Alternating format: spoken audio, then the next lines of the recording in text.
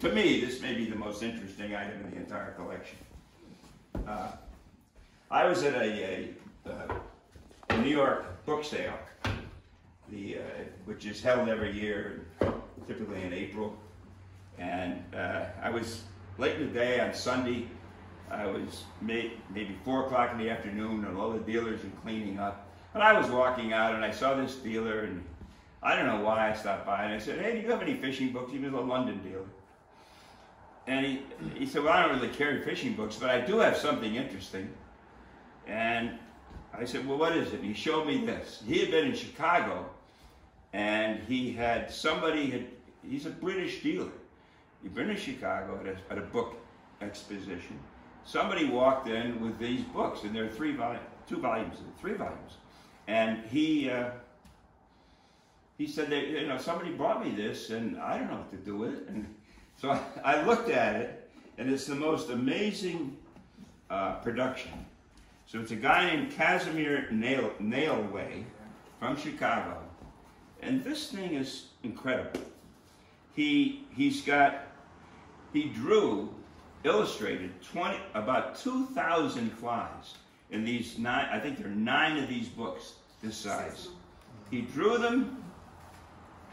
No, I've never heard of this guy. He's not a well-known fisherman. These are all hand-painted. 80% of them are in color. Some of them he didn't finish. He must have passed away before he finished.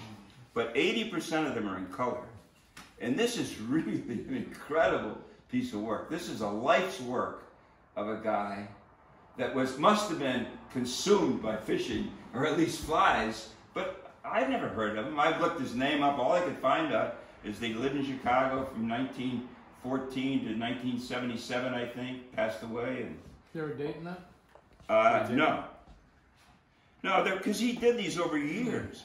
But, I mean, it's just, this, and every fly is described exactly how you would tie it, what you would use, and what's amazing to me, being a total klutz, there's never a mistake in the writing. He never crossed out a letter or a word and put something else in. He must have been the most anal guy in the world.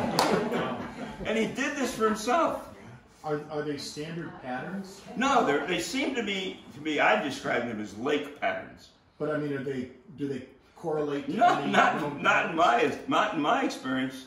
I mean, no, I'd say they don't. What are the names? Well, here's the page. Chamberlain. Well, Lake Cahill, Dark Cahill, Current River. But a lot of them are things I've just never heard of. But to me, this belongs in this museum. It's a creation of an individual. It's unique, and there's no other copy of this. And it's really quite spectacular.